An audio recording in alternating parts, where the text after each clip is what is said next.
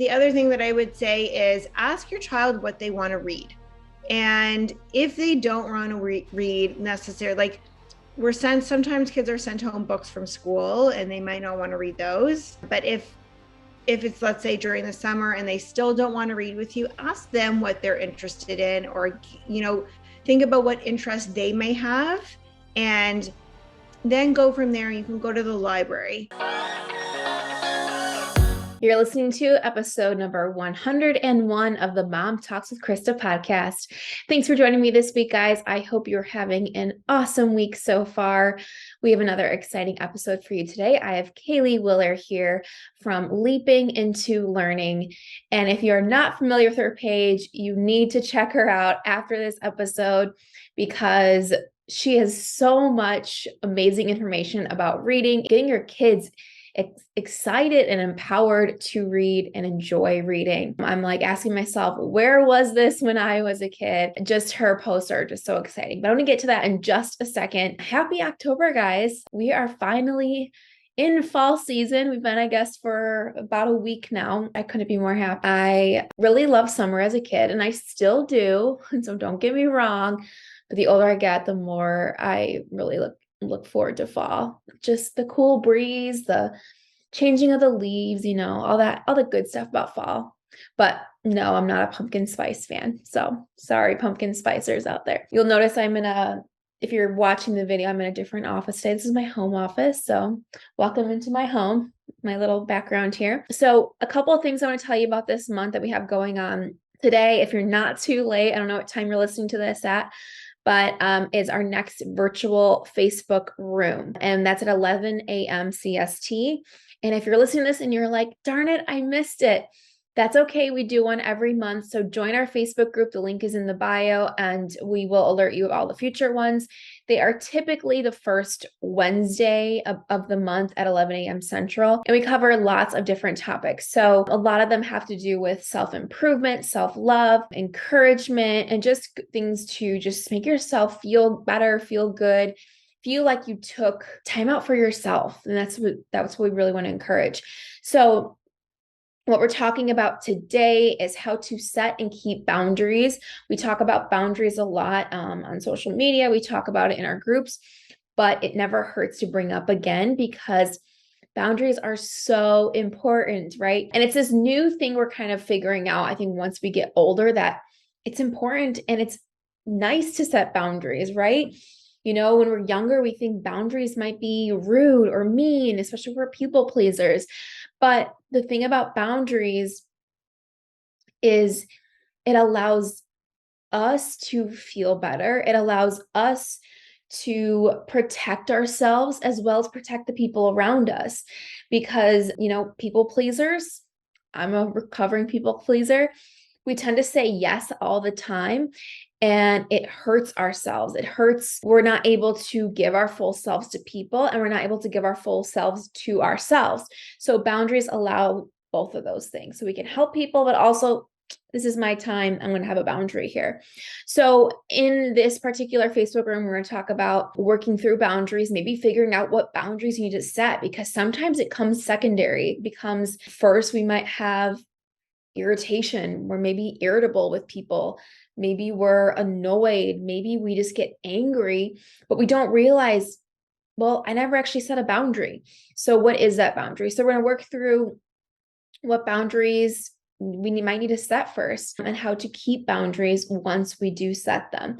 And then it gets into the complicated of, okay, once we set a boundary, we make it clear there's a boundary. Once people cross over that boundary, then what do we do? So we're going to talk through all of that.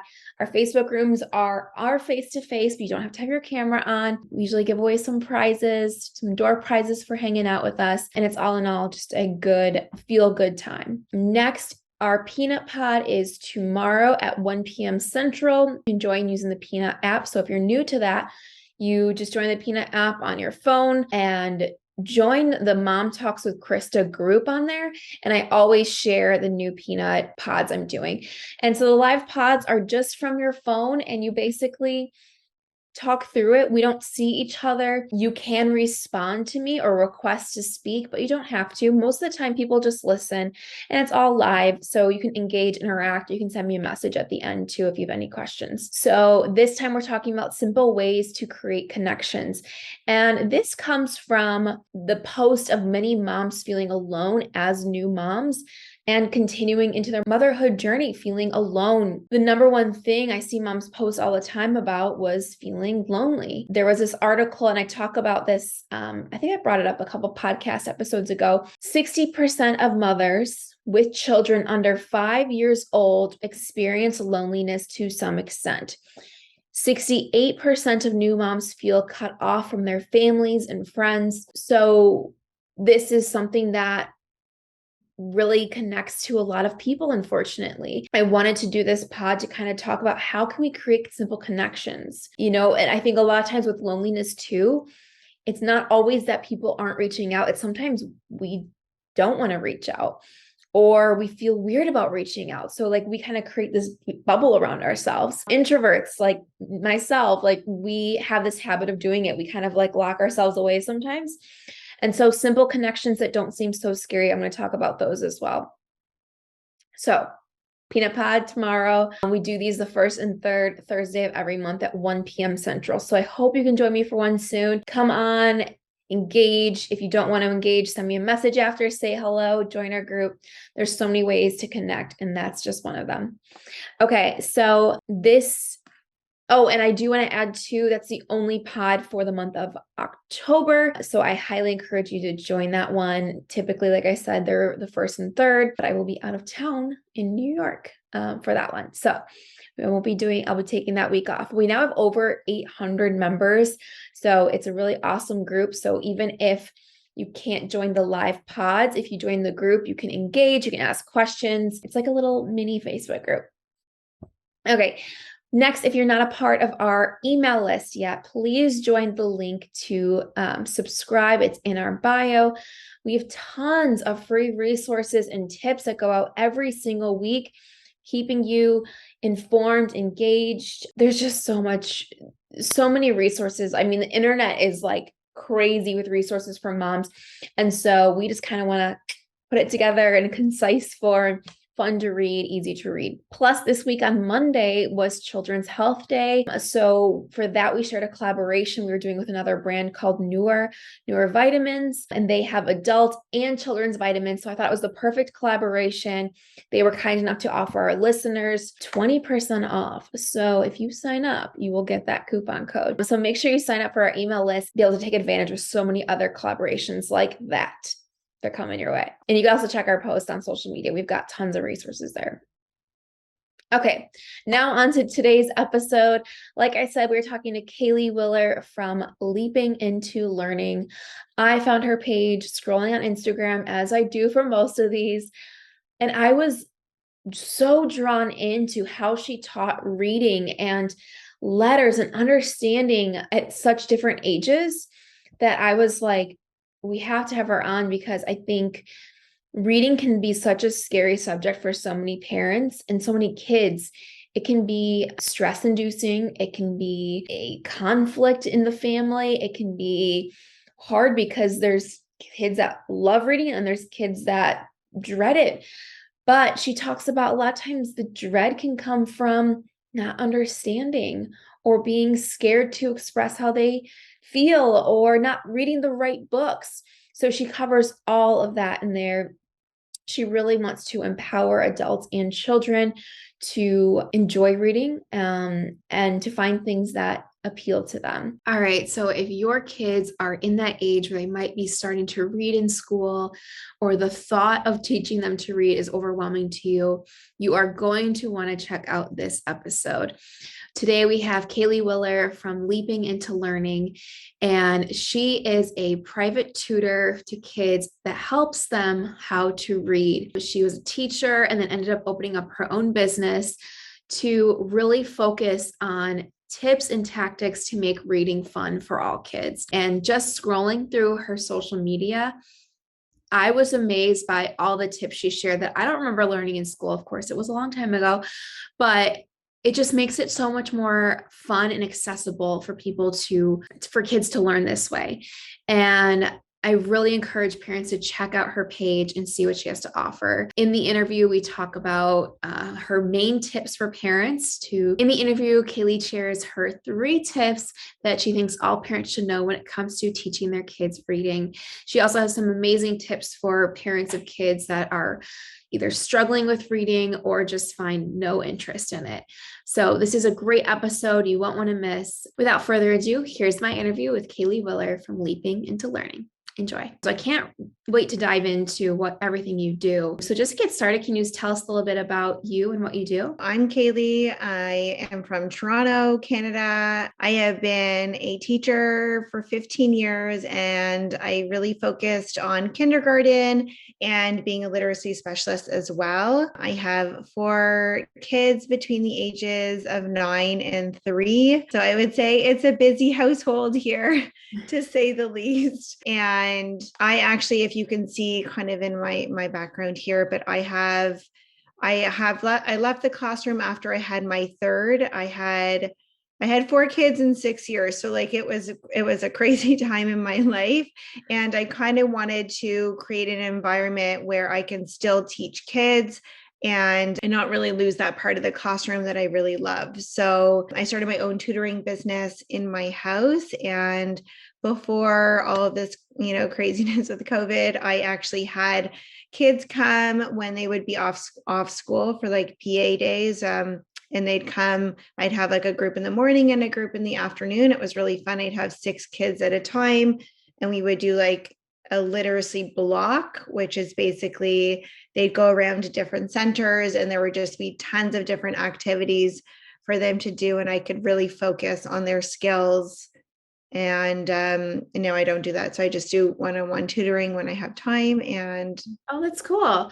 Yeah, I love hearing, because I wasn't sure like if you were still teaching or how that kind of like maneuvered into what you're doing. So I love that you're kind of like focusing more on teaching, small kids how to read. I think we're kind of saying like, it's a thing I think a lot of parents have questions about. And like, there's a lot of maybe like stress around it. Cause it's like, if my kids are struggling, how can I teach them in the way that they, enjoy it? And to add to that, like, that's actually a reason why I started social media. Like, I wasn't really into social media, but I started my Instagram page and I started a blog and a website, because I knew, like, being in Toronto, obviously there's wonderful kids and families that I meet here, but social media is great in that way because of that exact reason.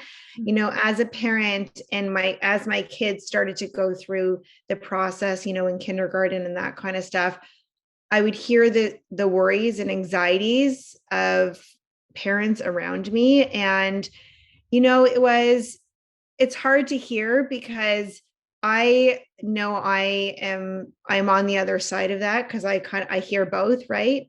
And it's hard to hear, because I hear the anxiety and the nervousness of like, what should I do? And my kid's not doing well, and I'm nervous that they're behind, or do I get a tutor, or, all of that stuff. So that's kind of why I started my social media account, and it kind of grew from there. Yeah. And your social media is like, it's so helpful. Like, as for like me, I've been out of school like for a long time, but looking at it, it was just like, you make it fun and you make it interesting the way you display it. And I know you use a lot of Post-its and whiteboards.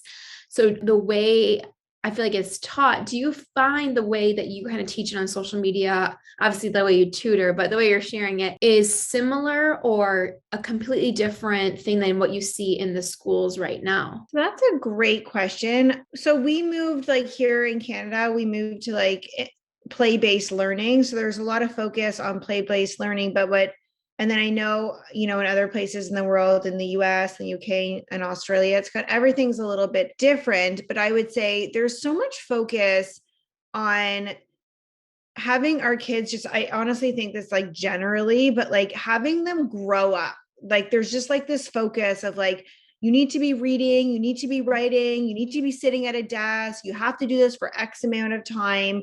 And I don't believe that, because kids are going to, like, they're going to grow up, and we can help them do it in a way that they want to do it, right? Like for Mhm. us, we don't really want to be sitting at a desk for half an hour. It's even now when I'm working, I know like I need my own work breaks, right? Yep. So it's the same thing with our kids. And there's so much research out there that says, kids should not be sitting for longer than 10 minutes. And that even goes to high school. And it's not that they have a lack of focus, because I've had people say to me, well, that's our generation and they're so quick to do things. And I'm like, no, that's just our brains needing a little break. So when we break up the information and we make them involved in their learning, I would say that's much better. But yes, I would say back to your question, like I feel like teachers are very, especially in the US, they're very stressed because the amount of pressure that they feel to have kids sitting and writing and doing and reading and not doing any of the play stuff, when really the play stuff is learning. Yeah, I think that's one of the things I noticed about your page is that it's this like fun and interesting way versus that, like you're kind of talking about, kind of like the old school way of like a lot of pressure, like you need to like sit, you need to read this whole book by next week and tell me what happened. There was a lot, I know, like for myself growing up, like I was always a writer. I loved writing, but I always felt like this pressure with reading, like I wasn't as fast as the other kids, or if I had a reading class, there was all this like stress around it. So do you see that a lot of times when there's pressure in certain ways, it almost has the opposite effect? 100%. Like students that I see, and I had a reading program that's currently closed, but I had a reading program also. And the number one thing that the parents would say to me is, my child doesn't want to read to me. They hate it. They don't want to read. And honestly, I think that comes from the pressure of them worried that they're going to make a mistake. And creating an environment for them, in a safe environment where they can really feel really good about themselves, that mistakes happen, they mean that we're learning. Adults make them all the time. Creating that environment for them really helps. And if we don't create that environment, they're not going to want to do it. And I think that is it's a huge stressor for kids. Absolutely. So kind of going back to the basics, for those parents that are maybe their kids are about to reach that stage where they might start reading, what age do you kind of recommend where they start, recognizing letters, putting words together, and kind of continuing on? So I would say it really depends on, I would say, not necessarily the age, but just their skills, right? So oftentimes people think there's 26 letters, 26 sounds. There's actually 44 sounds. Wow. And it's interesting. Like, part of my thing with social media now is I want people to stop worrying about knowing all 26 sounds. So if your child is 4, for example, and they know the vowel like a, and they know, 5 consonants, they can really start reading. So it really depends on their skills and their ability to blend things. And I don't want to say that in a way that parents are now going to freak out, like, oh, my child's 4 and they don't know those sounds. That's totally normal, and don't worry. But if they do know some sounds, we can start bridging that gap and kind of helping them blend those sounds together and start them whenever they're ready, I would say. And what's one thing, because for parents right now that are like, getting to that point can seem very overwhelming, or if it's a stressful thing in their house right now to get their kids to read or try to read, what's one thing that you wish parents would know about teaching their kids to read? I have a few things. I'm going to give you 3 things. Oh, that's fine. Yeah, perfect. Okay. The first thing is, know that it's normal that your child doesn't want to read with you. It's so normal. You are their safe space. You're their space where they're tired and they can let you know how they really feel. And, like people say to me all the time, you've got 4 kids, they must be excellent readers, they must read to you all the time. Like, no, that doesn't happen. I get the same thing as like everybody else. I want to read with you. My child refuses. So we have to do other things. The other thing that I would say is ask your child what they want to read. And if they don't want to read necessarily, like sometimes kids are sent home books from school and they might not want to read those. But if it's, let's say, during the summer and they still don't want to read with you, ask them what they're interested in, or, think about what interests they may have, and then go from there. You can go to the library. And the other thing is, if your child is getting home, let's say, those little books from school, hopefully they're decodable books. And if you're getting those books home from school and they really don't want to read, I would do an activity that, let's say, you would take a sentence from a book, you would write it on words on a sticky note or on a piece of paper, and you would read each word, and then you would mix it up and they'd have to put it back together. And that would be their activity for the day. And it takes 5 minutes to do, and it's quick and easy. They don't know that they're reading, and you give them oh, you did it. Ah, we're amazing. Let's go do something else. Just kind of easing them into it. I find as parents, we need to break the cycle of them saying no, because kids say no often. So when we break the cycle, we give them permission to have some control. Kids want control and they want to feel safe. So I find that really helps. I hope that answered your question. Yeah, no, definitely. No, those are great tips. And I love that you say letting them pick something that interests them, because kind of going back to I remember when I was in elementary school or middle school and I'd be sent home with a book, you have to read this. And it was back to kind of that pressure thing. I would always just say oh, well, I'm not really a reader because I was not interested in the kind of book. But then there'd be certain books I could fly through. You made such a good point about that, letting them have that independence and being okay, well, which book excites you, or which one do you want to read? Right, exactly. And for us too, it's the same thing, right? Even now my husband's telling me to read this book that he just read, and I'm like, I don't want to read that. Exactly. Right.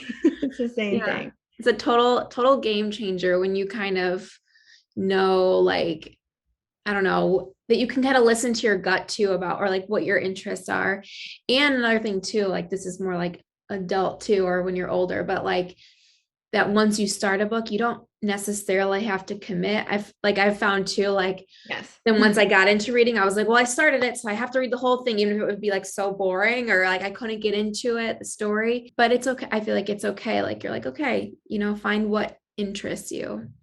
Totally. And even for kids who are a little, let's say a little bit older, one of my kids is in grade 2, for example. He wanted to read one of the books and he found it really challenging.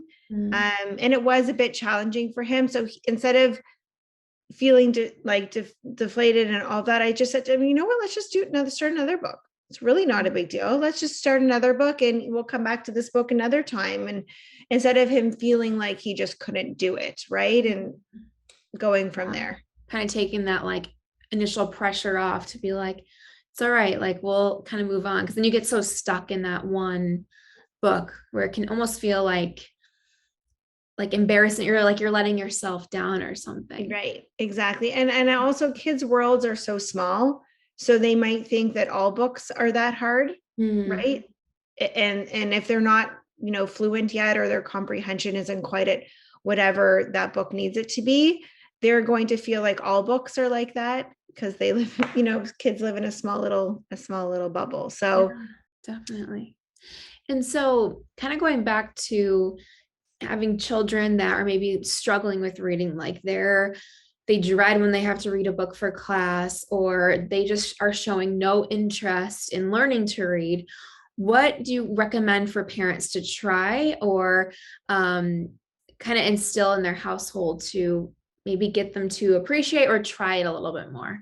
So I would say it really depends, right? If a child's really resisting, that can also be a sign that it is really difficult for them and they're frustrated and they're feeling possibly a bit down on themselves. So I would want to know what is so difficult about reading. There has been a big shift, especially in education. I know across the US and Canada.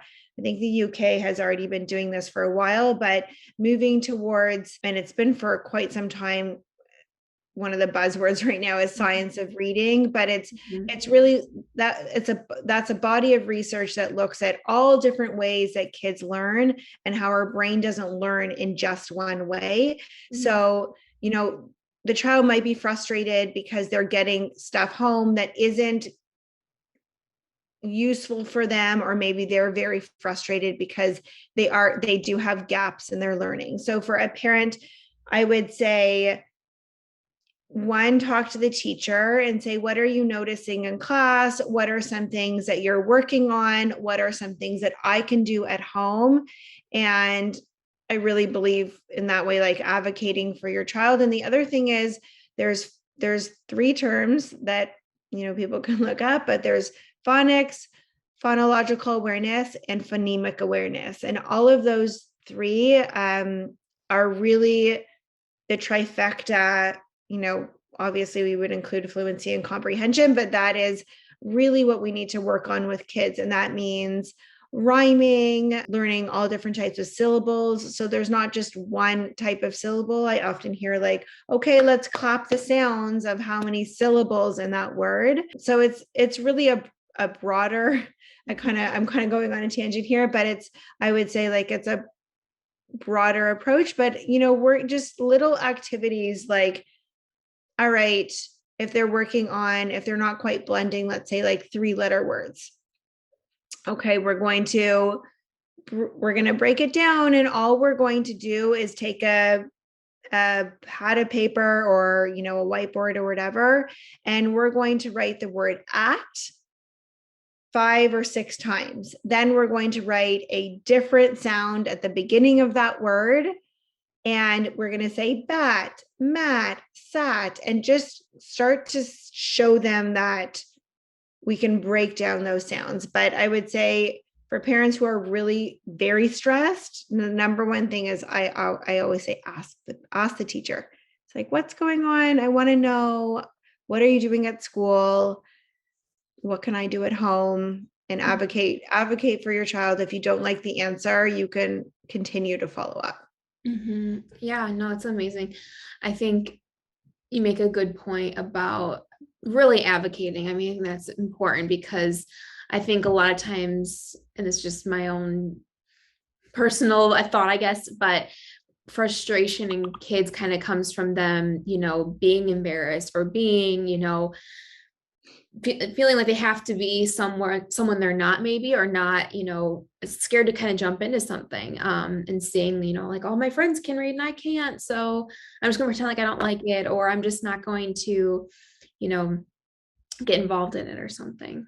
Totally. I mean, I even heard it with my kindergartner. I'm like trying to stay out of their admin a bit, but they're still in the leveled readers. So we're trying to move away from that in education. But I heard him say, I'm not at the same level of some of my friends. And that's something, it continues on right throughout school. So I always just say to parents, like, if you're concerned, you need to ask, that sometimes kids don't give us the full story. Sometimes the teachers don't know the full story, but when we ask everybody involved, we kind of get a more rounded picture. Yeah. And what's a common mistake that you see either parents making when it comes to teaching their kids to read, or kind of involving their kids in reading, I guess? There's one thing specific and one thing a little bit less specific. So one thing that we're moving away from, especially for kids in kindergarten, in the early readers and stuff, is looking at the picture to guess the word. So in the past, that's called balanced literacy. And we are moving away from that. There's a body of research called Science of Reading that has been around for like 35 or 40 years. And it's a body of research that has been documented and researched across all languages and all over the world. So it's not just English that they've put together all of this stuff. And when we look at the picture to guess the word, we're teaching our kids to memorize the words and guess the words. And those are 2 things that reading is not. So reading, like, especially for kids when when we're reading with a child and we say, okay, you don't know that word. All right. Okay. Look at the picture. What do you see in the picture? We don't want to do that anymore. We want to say to them, all right, let's look at this word. Okay. We know the first sound is, second sound, O-W makes what sound together? Ow. Oh, also we got that bossy R, E-R. What sound is that? We got that together. Flower. And really help them break the words up and sound it out. That would be my biggest piece of advice, because we don't want kids guessing words and we don't want kids memorizing words. That's something, I never thought about that before. That's such a good point, because then you're actually teaching when they're in a, place where they're reading a new word completely. They're not waiting to, link it to a photo, or they know then each sound, each letter makes. Yeah, exactly. And if they don't know that, that's okay. You can teach it to them right there, right? Like if they didn't know that OW makes the ow sound, you can say, oh, what sound do these two letters make? You don't know that one yet? That's okay. No problem. It says, ow. Okay, got it. Let's put those 3 sounds together, or those 4 sounds together. So yeah, really just helping them break the sounds up and reading the actual word instead of telling them to guess it. Yeah, that's great. And so I kind of just thought of this on a whim, but I know you talk a little bit about like picture books versus books with no pictures. And what are your kind of like your thoughts on it, your expert thoughts? Like, does it depend on the kind of book or the age that you kind of want them to start trying to read without pictures to kind of help them kind of, read farther along? How does that kind of play into that? Well, I would say picture books, like a beautiful picture book, not like a decodable book, like just a beautiful picture book. Honestly, forever. Kids can read that forever. It helps kids activate their prior knowledge, and that means like their lived experiences and maybe not lived experiences. And then once they start to read the story, they're starting to imagine what's happening around them and how they can relate to the characters. It helps them really understand let's say the concepts of the story. It helps them build their knowledge of just different topics that they're learning about, or characters and that kind of stuff. So like in terms of picture books, forever. In terms of pictures within a text, a smaller text that, let's say, kids are learning. So we are really moving away. Pictures are fine in a book. Like that's not necessarily the problem. It's if the text is patterned and repetitive, meaning like, and it's not following, let's say, like a sequence that would make sense for small children. So for example, like a quote unquote level 1 reader might say the bat is humongous, but this child doesn't know all of those words, and then they're going to look at the picture and guess it. So I would say the pictures in a picture book are great. The pictures in like decodables and stuff like that are kind of just an add-on as like something nice to look at, but they don't tell the full story, if that makes sense. Totally. And you talk a lot about like open and closed syllables too. So what is that? And then how can parents use that in their teaching as well? So open and closed syllables are in almost 75% of words in the English language. And that means, can I show this? Yeah, it's perfect. Okay. So here's like an activity, let's say, that I would do, but this is seriously going to blow your mind when you realize what an open and closed syllable is. So it's especially important because as we read bigger words, it helps kids break up and chunk the words and really understand why sounds make the sounds that they do. So for example, be, me, and go, those are 3 words. They're an open syllable. There's a consonant and a vowel, and the vowel says its name. Now, when we close it, we're going to put another consonant on the other side. Okay, I ended up just doing T because I can't think. Okay, so we put a consonant on the other side. And now what happened to that vowel? Oh, it became a short vowel sound. So now it says bet, met, got. So this is kind of the beginning of helping them understand why sounds make the sounds that they do. So it would be, in the past, we might have gotten a list of words. All right, here's the words me, be, and go. Okay, go memorize them and then come back to school the next day. Now you need, and when we tell kids to memorize those words, they're memorizing the shape. They're not memorizing the actual words, and it's very difficult for kids to memorize the words. It takes much, much longer than if we actually teach them. So now that it's closed, that is a short vowel sound. And when it's open, the vowel says its name. So it's the same thing like a word, let's say like dinosaur, right? There's dinosaur. Now, to break that up, we know that every syllable has a vowel. So I, right? That's an open vowel. Mm-hmm. Then we have no, n-o. That's an open vowel. And now we've got soar, or. Now the A-U in dinosaur is a vowel team as well. So that's another syllable. But we know that on either side of those, we're going to have two consonants, making it a closed syllable. So as we can see, as words kind of get more complicated, it's something that's really important for kids to learn, and they can learn that really very like right away, I would say. Awesome. Yeah, that's like a whole new thing. I don't remember ever learning. That's why I was like, I have to ask what open and close means.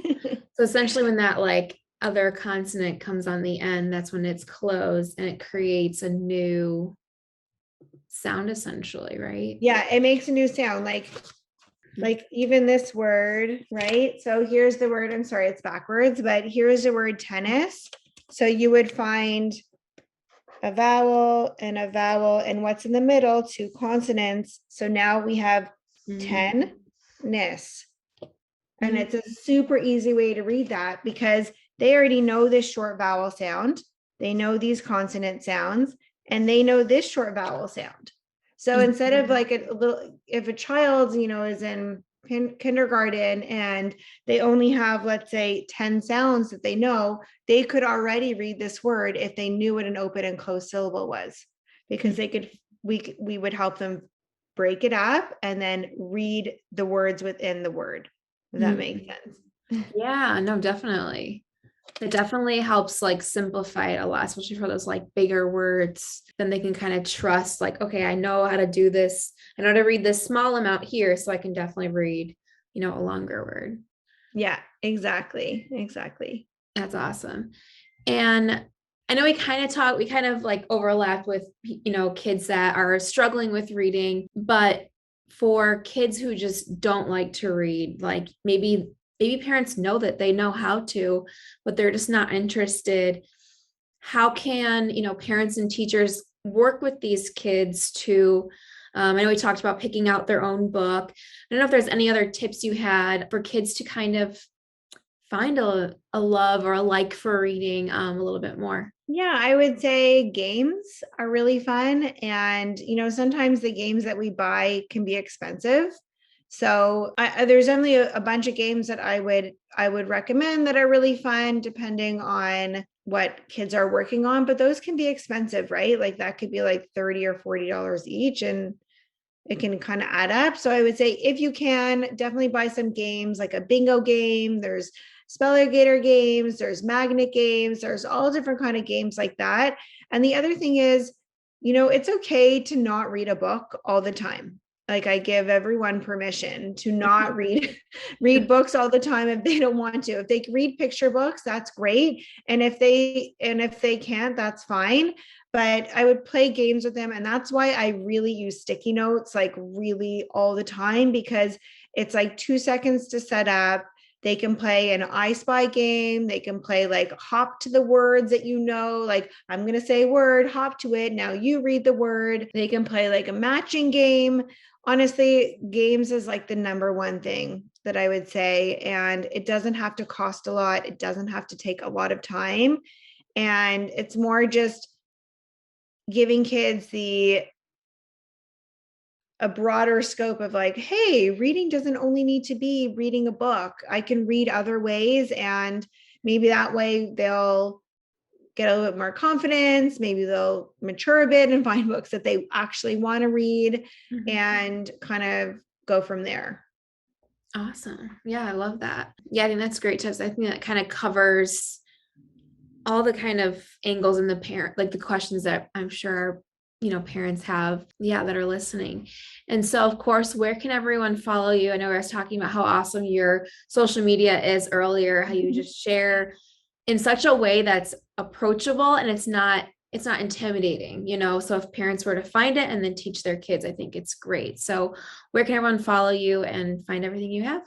Christa, I appreciate that. That is like the main purpose of my page. I really just want to inspire parents and let them know, like, they shouldn't feel crazy for their kids not wanting to work with them. It's normal, so normal. So I have an Instagram account and a TikTok account that I recently started. Leaping into Learning is my name. And I also have a website if you want to check that out. I have lots of freebies and a blog with tons of great free information for parents who need a little bit of extra guidance. Awesome. I love that. And I always like to end my interview with a fun thinking question, I call it. If you could have a billboard made today, we could share one tip with moms everywhere, what would you have it say? If I could share a tip with all moms, I would say, really, you're not alone. And like, we can do this together is really what I would say. It's really what I say too. I don't know if that's insightful enough, but no, it's we're great. alone and we can do this together. And little by little, your kids will learn how to read. Promise. I love it. Awesome. Well, thank you so much for coming on. It was so great talking with you. And I love the work you do. Oh, I thank you so much. That was so nice. I appreciate you. All right, guys, that was my interview with Kaley Willer from Leaping into Learning. Like I said, you have to follow her. Even if your kids aren't of reading age yet, she shares amazing tips. So when they are ready to start reading, your girl to follow. She's just great. Next week, we have Dr. Sarah Reardon, and she is a pelvic floor therapist, also known as the Vagina Whisperer on Instagram. You might have seen her before. She's so knowledgeable, and we talk all about the importance of pelvic floor health. And believe me, it's one you will not want to miss. I really enjoyed talking with her. So thanks for tuning in this week, guys. And I will see you next week for another episode of Mom Talks with Christa. Hope you guys have a great week.